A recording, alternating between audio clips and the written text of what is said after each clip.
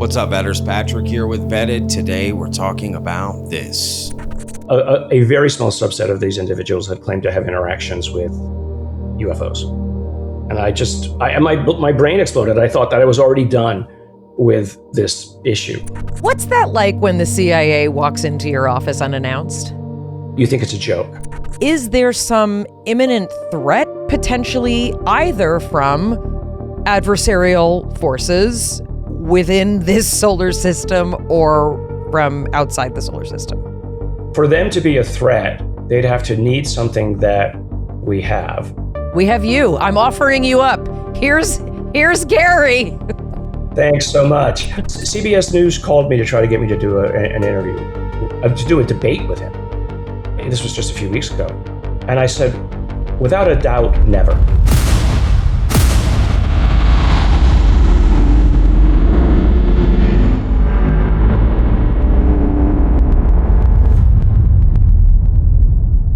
All right, Vetters, please hit that like button. That really helps out the videos. And of course, if you're not already subscribed, hit that subscribe button, y'all. All right, Vetters, so what's today's video about? Well, it's about Dr. Garry Nolan in a recent interview he just did with Blossom. Whoa. And to address the elephant in the room, yes, I have glasses now. I have to see, up close better because I just couldn't see anything really up close. And I look at my computer a lot when I'm filming. So anyway, some of these videos you're going to see me wearing glasses. How do I look? Let's jump into this interview. But first, I got to keep the mics on, y'all. All right, Vetters, I have to talk to you guys about a brand new show that's coming out. All right, it's absolutely amazing. It's called The Pendragon Cycle: Rise of the Merlin. It's available on Daily Wire Plus.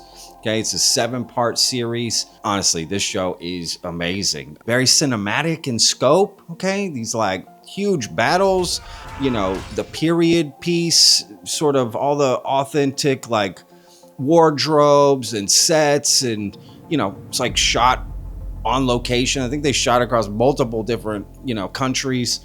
It feels so real. You really do feel immersed in this show. I have to admit, I was kind of blown away by this. I was not expecting it. It's about Merlin, right, the wizard, and there's just some great effect shots and real practical effects too, which is really, really cool. And it just looks amazing, right? It looks like, oh man, okay, this is a real show. It's a 7-part series. It's available on Daily Wire Plus right now. I'll put a link in the description. Go check it out. Let me know what you think. I highly recommend it. It's a really, really good show.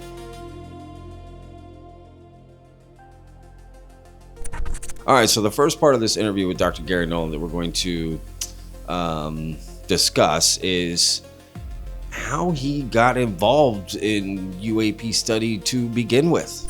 I'd like you to talk a little bit about how you got brought into the kind of community where you became a person who has access to materials and experiences that other people are needing you to help explain. The original analysis of the Atacama specimen, which is owned by somebody in Barcelona and which I think, frankly, should be returned to Chile for proper burial. I've said this many times once I realized what it was. This guy who was a representative of the CIA and an aerospace company, 2 of them, came to my office unannounced and said, hey, we have these people that we've collected into what we call the weird bucket. Civilian, diplomatic, or military events had occurred, damage, which had sort of filtered up the chain in the medical arena, and then said, well, we don't know what this is. And they went over to somebody who was collating in intelligence, group, these things, and said, okay, we have enough of these things and they're starting to look similar to each other. So let's figure out what's going on, because some of our diplomatic corps or intelligence officers were basically getting sick and coming down with pretty severe problems. And so, literally they walked in my door, threw a bunch of MRIs or showed me MRIs and X-rays of the damage, which was incontrovertible. It was quite clear that if anybody had that kind of damage inside their body or inside their brain, white matter disease, they were in trouble, and they were at least correlated to these significant health effects. What's that like when the CIA walks into your office unannounced? You think it's a joke, Wow. right? I mean, I literally looked around. My office is on the third floor, and there's there's a bridge between two buildings. And I thought, okay, there's a candid camera here somewhere. What's going on? This is a joke. Because not only had they mentioned this, but then they also mentioned that some of these, a very small subset of these individuals had claimed to have interactions with UFOs.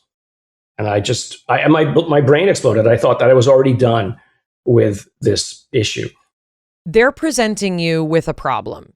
We have scans, we have MRIs, we have, biomedical imaging of people's brains that have damage that we cannot explain.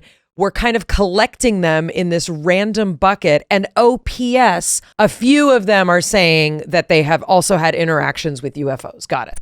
I mean, this is a crazy story, right?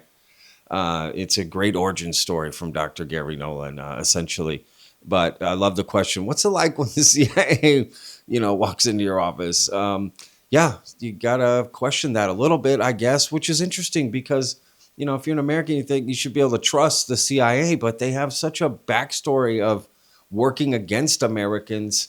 Isn't that such a weird thing that we wouldn't even trust our own intelligence agencies, right? Coming to talk to us like, whoa, what's your angle?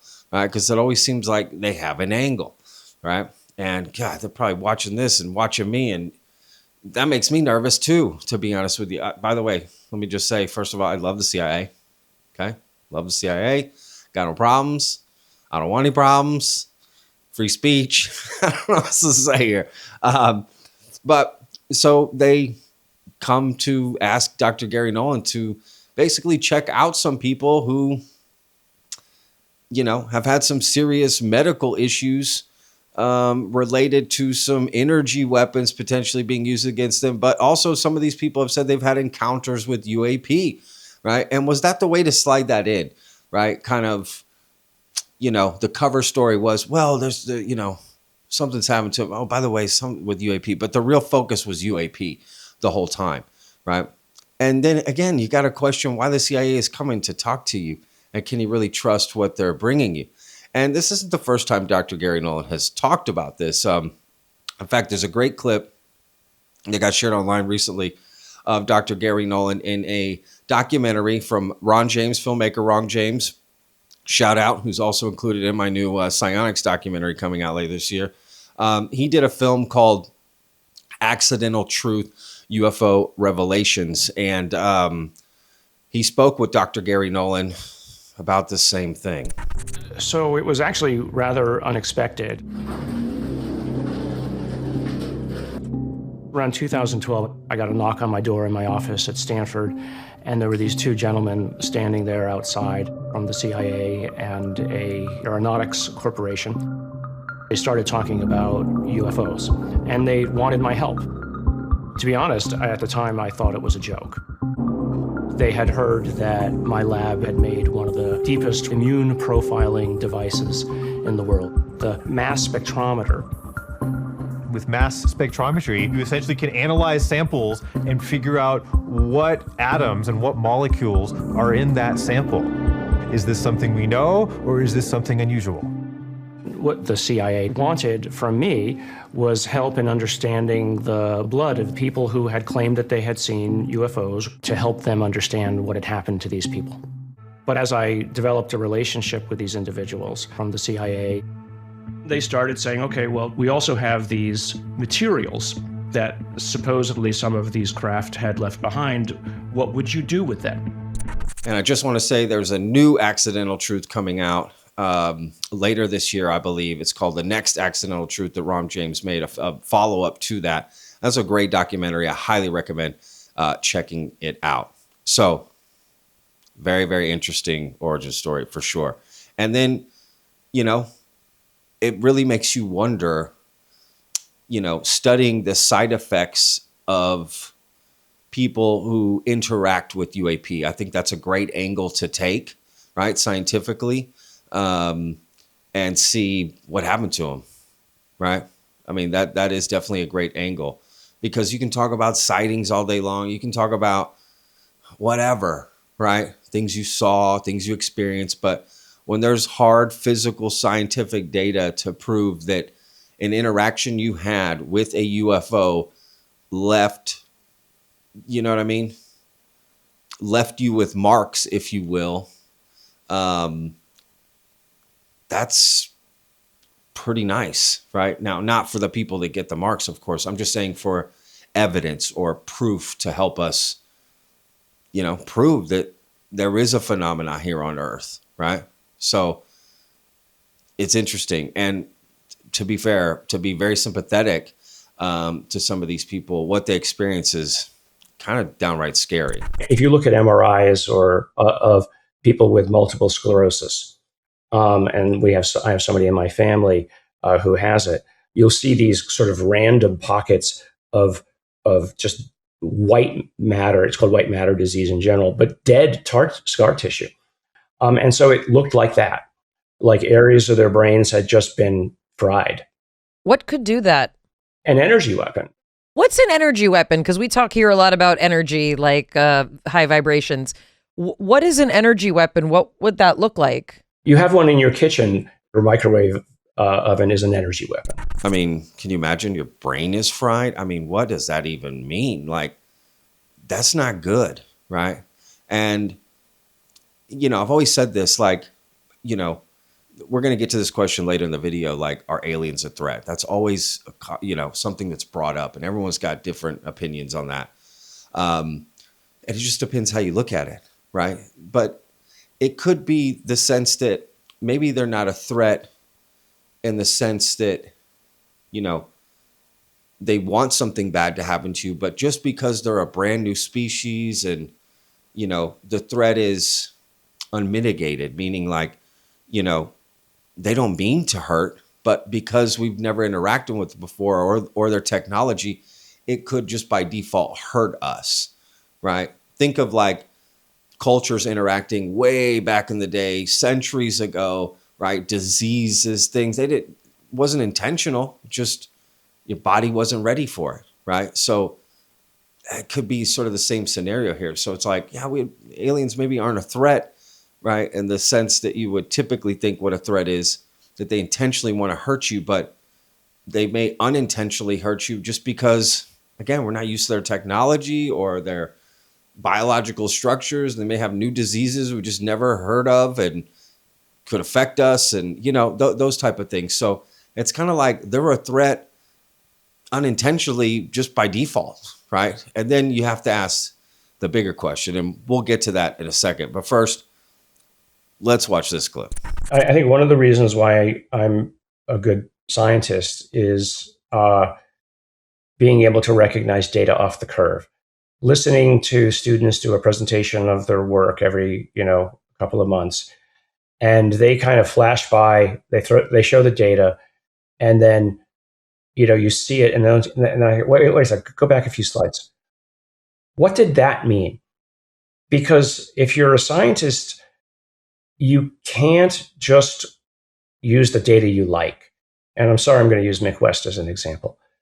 He's very good at saying this element of it proves it's a seagull. And but excludes all of the other counter seagull observations that were done at the time. And that kind of cherry picking just isn't allowed in real science. I mean, CBS News called me to try to get me to do an interview, to do a debate with him. This was just a few weeks ago. And I said, without a doubt, never. Because because he does this all the time, and I don't have the time to dissect every one of the arguments. And science is not a popularity contest. I'm not going to sit in front of an audience, which is basically some form of a Jerry Springer show, to argue with somebody who doesn't even understand the difference between data, evidence, and proof. He dares to call himself a skeptic. No, his website is Metabunk. He's a debunker. He comes to the story ahead of time. And I don't want to pick on him, but he's a type of person that serious people just need to ignore. Because I'm a scientist. I was born a skeptic, or I was trained to be a skeptic. I'm a skeptic of my own ideas. So look, let me just say that I've interviewed Mick West a few times on Vetted. I did an interview with him for the Psionics documentary, and then there's a part of that in the documentary. I personally have zero problems with Mick West. He's always been a very nice, respectable, professional person. Now, I understand Gary's point of view. He's a scientist. He's looking at it from a different angle than me. I'm not a scientist, so why would I approach it like a scientist? I wouldn't know what I'm doing, right? So I get it. He's just taking the ingredients. Think of it like cooking. He's taking the ingredients and approaching it in his specialty. So, and it's a personal thing, right? To not want to debate Mick West. Like, debates are weird anyway, to be honest with you. It's not like it's about proving what's right or wrong. It really is just about like a gotcha moment, getting the better of the person and this and that. So, but they can also be helpful in some ways, you know. Think about all the Christopher Hitchens debates I used to watch. Shout out all you Hitchers fans. But, you know, again, I can understand his viewpoint. Do a lot of us wish that would happen? Yeah, I think it would be kind of cool, but it is a personal decision, and I get him not wanting to do it. And he has his own personal opinion about, you know, Mick West, and everyone's allowed their own opinion. I'm not really a fan of, me personally, like, I can appreciate what different people bring to the field, essentially, right? And then I've had people tell, oh, you interviewed Mick West? I'm done with you. It's like, what? You don't want me to talk to different people?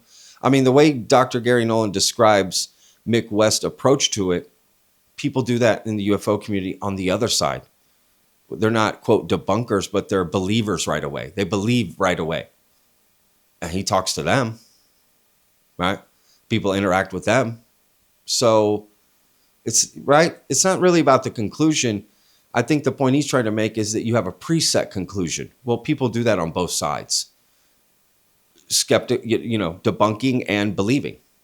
They debunk in their mind before they even hear the story, and they believe the story before they hear the story, right? So you know, it's just about the bias and the preset conclusion. But you know, again, to me, it happens on both sides. So I think to be fair, if Dr. Garry Nolan is going to take that approach with Mick West, you'd have to take that approach with a lot of people that are, quote, believers in the UFO community as well. And I haven't really seen him speak up about that. Now, maybe he just hasn't been asked. But again, Garry Nolan's a much smarter guy than me, so I'm sure he's thought this through. But, you know, that's just kind of my opinion. And I know I'm going to get some hate in the comments. Patrick, you like Mick West? Yeah, I like a lot of people. They can have different opinions than me. I may not agree with them. It's like, just because you like somebody, people think, oh, you agree with everything they say. That's stupid. What, like, how old are you? Life is literally about disagreeing with people. That's what you learn in life. It's not just trying to surround yourself with people that you agree with on everything.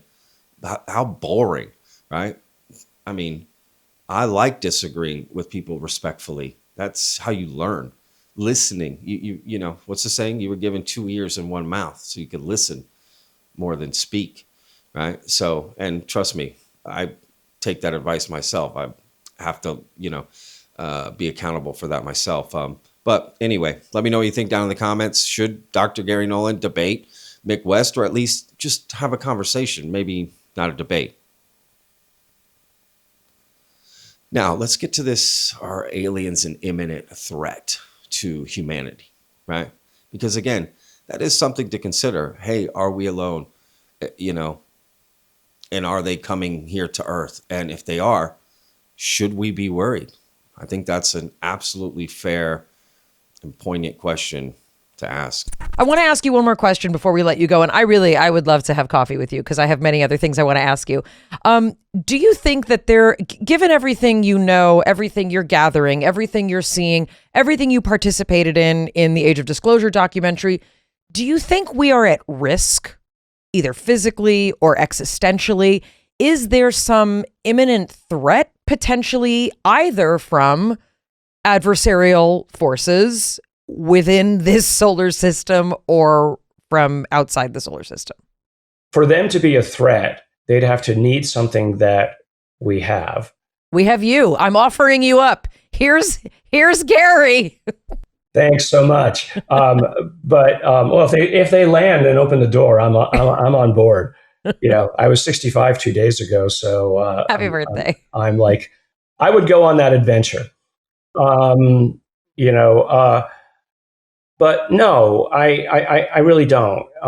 And maybe this is just because I'm an optimist, but I'm also practical. It's like there's really, apart from the ecosphere, which we're doing our best to destroy. Yeah, there's nothing here that they can't get in 1,000 other places. Wow. There's no resource, there's no whatever.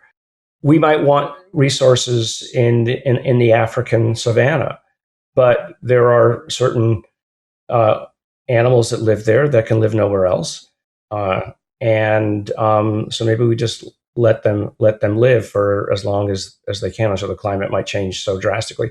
But but species come and species go because climates do change over the course of geologic history.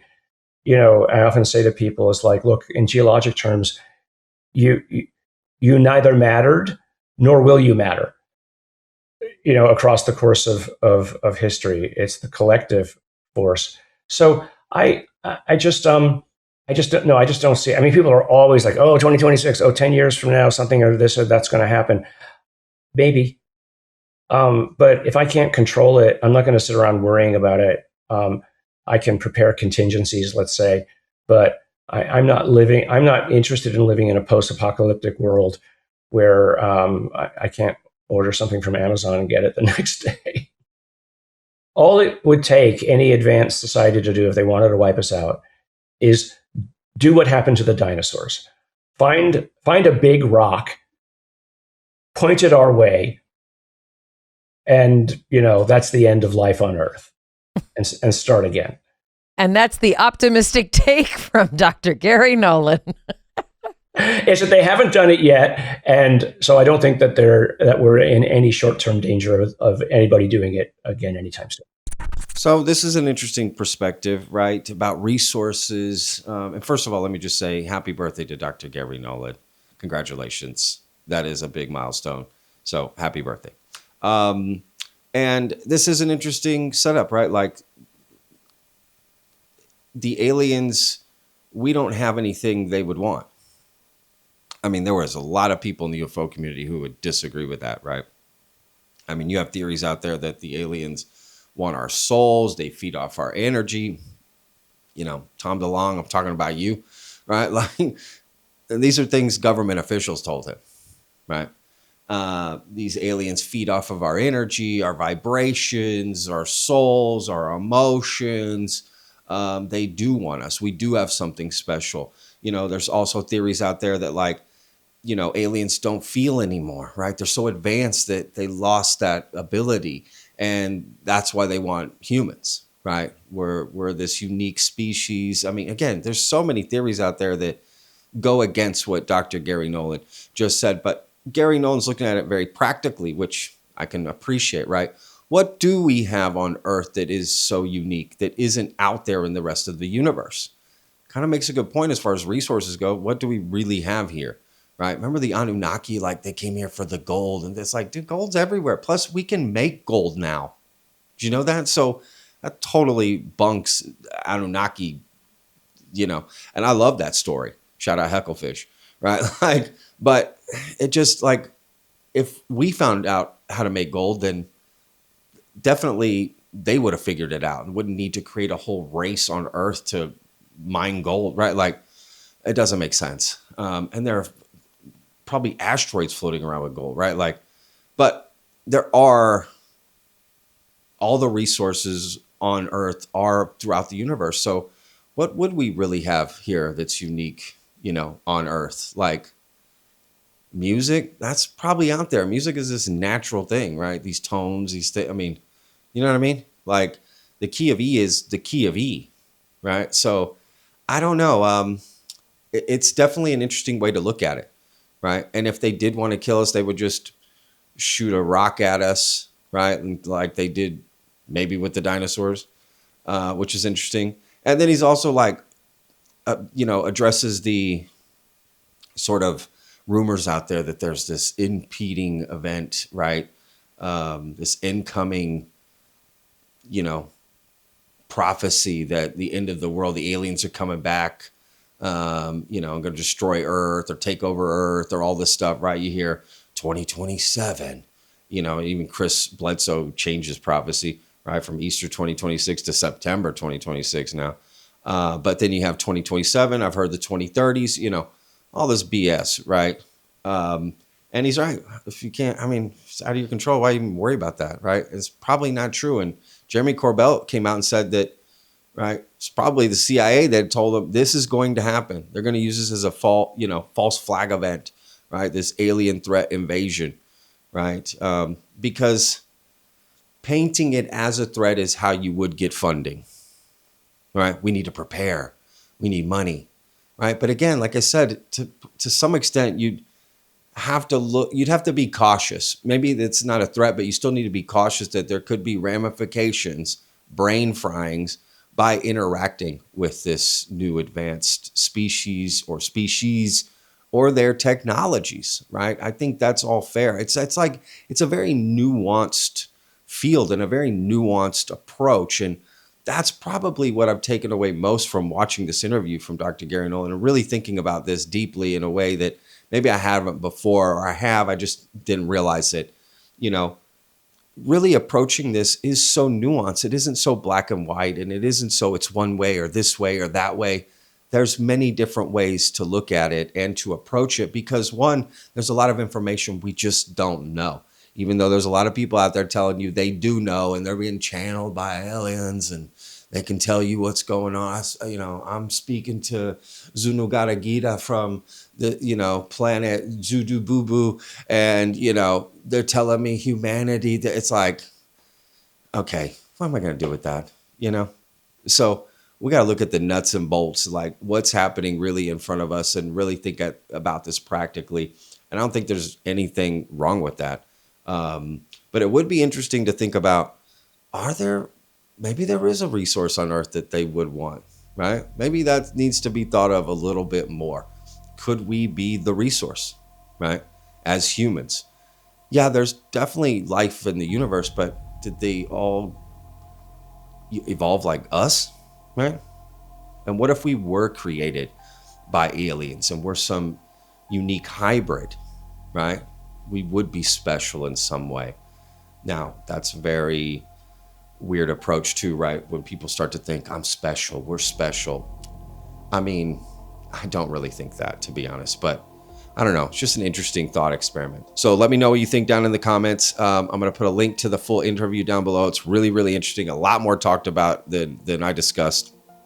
And we'll see you guys in the next one, veterans. Remember, every day's a gift, y'all. Peace.